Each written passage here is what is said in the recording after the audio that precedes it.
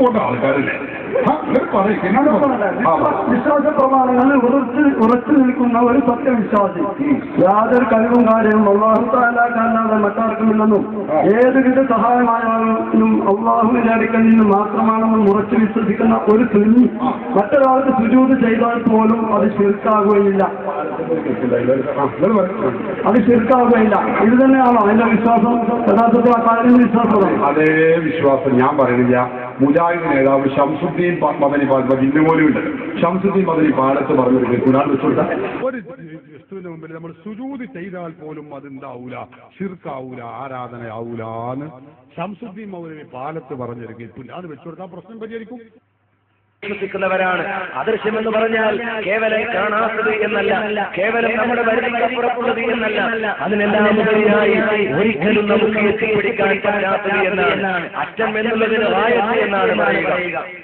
അഖ്സ എന്ന് മാത്രമായി പറഞ്ഞാലോ അറ്റത്തിന്റെയും അപ്പുറമാണ്. അഖ്സ അങ്ങേയറ്റമാണ്. അഖ്സ ഗായത്ത് എന്ന് പറഞ്ഞാലോ അറ്റത്തിന്റെ ഏറ്റവും അങ്ങേയറ്റം, അഥവാ നമുക്ക് കടന്നു ചെല്ലാൻ പറ്റാത്ത മേഖല. അതിനാണ് മലയാള ഭാഷയിൽ അഭൗതികത എന്ന് പറയുക. തഫ്സീറുകൾ മുഴുവൻ നിങ്ങൾ പരിശോധിക്കുക.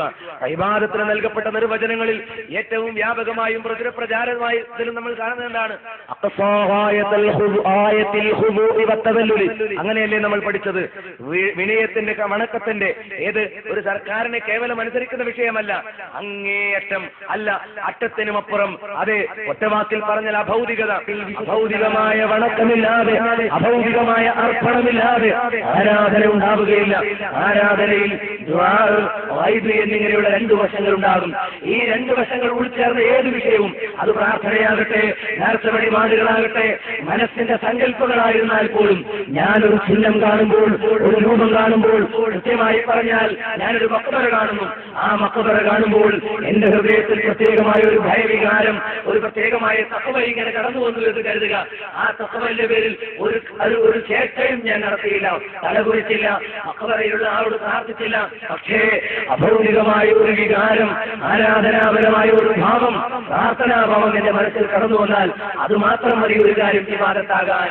ഇതില്ലാതെ നമ്മൾ സുജൂദിൽ കിടന്നാലും ആ സുജൂദ് പാപമായേക്കും എന്നല്ലാതെ ശിർക്കാണ് എന്ന് പറയാൻ പറ്റില്ല. അപ്പോൾ